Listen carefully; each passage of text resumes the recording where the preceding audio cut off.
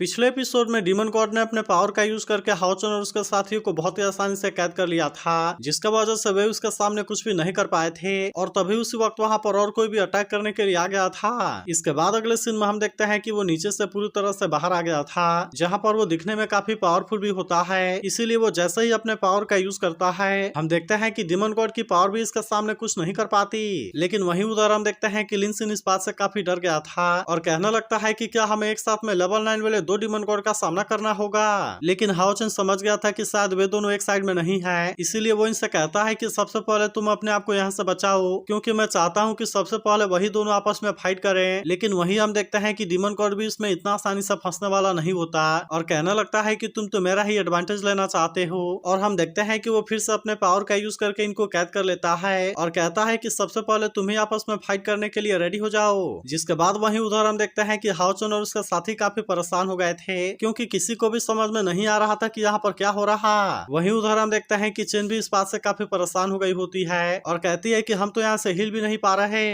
लेकिन वही हम देखते हैं कि डीमन गॉड को इसके बारे में कोई भी चिंता नहीं होती, इसीलिए वो फिर से अपने पावर का यूज करना शुरू कर देता है। जिसके बाद हम देखते हैं कि इनमें से कोई भी इसे रोकने के लिए कुछ नहीं कर पाता और फिर वे एक साथ में घूमते हुए नीचे की तरफ जाने लगते हैं, जिसे देख साफ पता चल रहा था कि वो इनका दूसरा डीमन गॉड के साथ में फाइट कराना चाहता है। लेकिन वही अब हम देखते हैं कि डीमन गॉड काफी खुश हो गया था और कहने लगता है कि सबसे पहले तुम आपस में फाइट करके मर जाओ और फिर उसके बाद मैं बाकी बचे हुए लोगों को साफ कर दूंगा। अब इतनी बात कहने के बाद हम देखते हैं कि वो इस जगह को बंद कर देता है, जिसके वजह से वे इसमें से निकलने के लिए कुछ भी नहीं कर पाते और फिर हम देखते हैं कि वे सभी नीचे जाकर गिर गए थे, जिससे देख चेन खड़ा होते हुए कहने लगती है कि काफी दर्द हो रहा है और आखिरकार इस समय हम है कहाँ पर। मगर हम देखते हैं कि किसी को भी इस जगह के बारे में कुछ पता नहीं होता और इसीलिए वे इसके बारे में कुछ भी नहीं बोलते। मगर वहीं हम देखते हैं कि हानियों को इसके बारे में थोड़ा सा समझ आने लगा था और फिर वो कहता है कि शायद ये एंशिएंट रूइन के बीच में होगा। तभी हाओचन भी कहने लगता है कि हाँ, हानियों की बात पूरी तरह से सही है और वहीं उस समय वहाँ पर जो बाहर आया था, मुझे ऐसा लगता है कि वो यहाँ का गार्डियन है। तभी अचानक से हम देखते हैं कि यहाँ पर कोई हलचल होने लगती है, जिससे देख वे सभी इस बात से काफी डर गए थे। लेकिन फिर हमें पता चलता है कि गार्डियन इनके सामने आ गया है, जो कि इनको यहाँ पर देखते ही काफी गुस्सा हो गया था, इसीलिए वो अपने पावर को भी एक्टिवेट कर लेता है और फिर हम देखते हैं कि वो इस तरह से इन पर अटैक करने के लिए रेडी हो गया था। जिसके बाद हम देखते हैं कि सभी अपनी जान बचाने के लिए तुरंत वहां से भागने लगते हैं और फिर लिन सिन कहने लगता है कि वो अचानक से हमारे ऊपर गुस्सा क्यों हो गया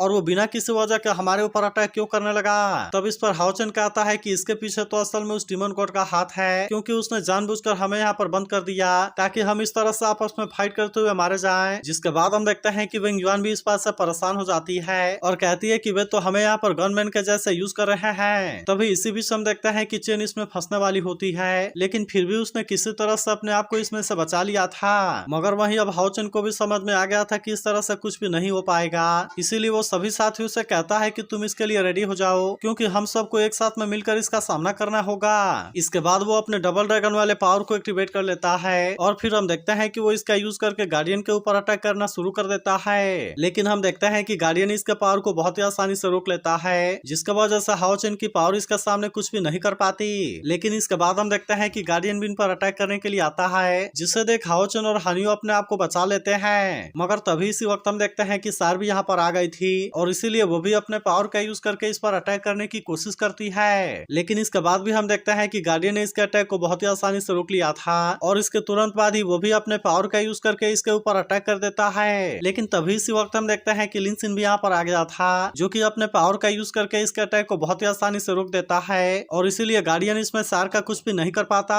तभी इसी बीच हम देखते हैं कि वेंग युआन और सिमा सियान भी अपने पावर का यूज करके इसके ऊपर अटैक करते हैं, लेकिन असल में इसका गार्डियन के ऊपर कोई ज्यादा असर नहीं होता। तभी इसी बीच हम देखते हैं कि मैगडल भी इस पर अटैक करने के लिए कोशिश करता है, लेकिन गार्डियन ने इसके अटैक से अपने आप को बहुत ही आसानी से बचा लिया था और फिर हम देखते हैं कि वो इस पर अटैक करके इसे दूर फेंक देता है। मगर तभी इसी वक्त हम देखते हैं कि हाओचन और सार भी यहाँ पर आ गए होते हैं, जो कि अभी से बिल्कुल भी कोई चांस देने के लिए रेडी नहीं होते और इसीलिए वे दोनों तुरंत अपने पावर का यूज करके इस पर अटैक करना शुरू कर देते हैं। जिसके बाद हम देखते हैं कि गार्डियन भी गुस्से में इन पर अटैक करने की कोशिश करता है, लेकिन फिर भी हाओचन और सार ने इसके अटैक से अपने आप को बहुत ही आसानी से बचा लिया था और इसीलिए वो इसमें इनका कुछ भी नहीं कर पाता। लेकिन इसके बाद भी हम देखते हैं कि हाओचन और सार इसे इसी तरह से छोड़ने वाले नहीं होते और इसीलिए वो फिर से अपने पावर का यूज करके इस पर अटैक करना शुरू कर देते हैं। जिसके बाद हम देखते हैं कि गार्डियन इस बात से और ज्यादा गुस्सा हो गया था और इसीलिए वो मैगडल को पकड़ कर नीचे पटकने लगता है। लेकिन इसके बाद बाद भी हम देखते हैं कि हाओचन और सार मानने वाले नहीं होते, इसीलिए वे फिर से इस पर अटैक करने के लिए आ जाते हैं और सभी से कहते हैं कि तुम यहाँ से हट जाओ।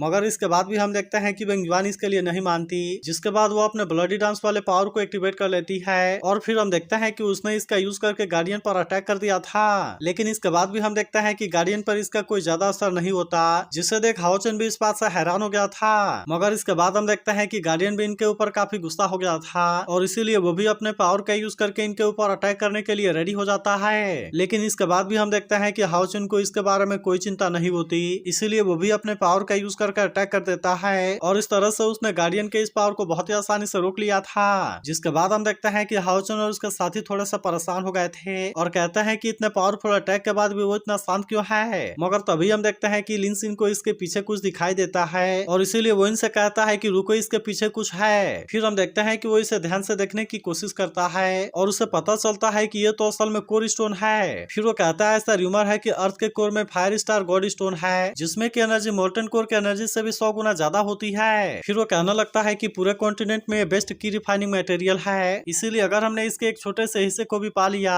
तो फिर ये चीज असेसमेंट टास्क को कंप्लीट करने के लिए काफी होगी। मगर तभी हम देखते हैं कि गार्डियन ने भी इसे देख लिया था और कहने लगता है कि कोई भी इसे यहाँ से नहीं ले जा सकता और अब इस तरह से हम देखते हैं कि वो इन पर अटैक करने के लिए रेडी हो गया था। जिसके बाद हम देखते हैं कि सभी अपनी जान बचाने के लिए रेडी हो जाते हैं और हाओचन समझ गया था कि वो इसे ही प्रोटेक्ट करने के लिए इनके साथ में फाइट कर रहा है। मगर वहीं उधर हम देखते हैं कि गार्डियन को इसके बारे में कोई भी चिंता नहीं होती, इसीलिए वो गुस्से में इन पर अटैक करने के लिए रेडी हो गया था। जहाँ हम देखते हैं कि वे भी इतना आसानी से इसके सामने हार मानने वाले नहीं होते और वे भी अपनी जान बचाने के लिए कोशिश करने लगते हैं। लेकिन तभी हाओचन इसके ऐसे पावर को देख काफी परेशान हो जाता है और कहने लगता है कि वो तो असल में हमें अपने फील्ड में यूज करना चाहता है। लेकिन इसके बाद भी हम देखते हैं कि वे इतना आसानी से इसके सामने हार मानने वाले नहीं होते, इसीलिए वे सभी भी अपने पावर को एक्टिवेट करके रेडी हो जाते हैं और हम देखते हैं कि वे एक साथ में उसका सामना करने के लिए रेडी हो गए थे। जिसके बाद इसके वजह से यहाँ पर एक बहुत बड़ा धमाका होता है, जिसे देख डिमन गॉड भी कहने लगता है कि ये फाइट तो काफी इंटेंस थी, लेकिन फिर भी मुझे यकीन है कि वे उसके सामने कुछ भी नहीं कर पाए होंगे,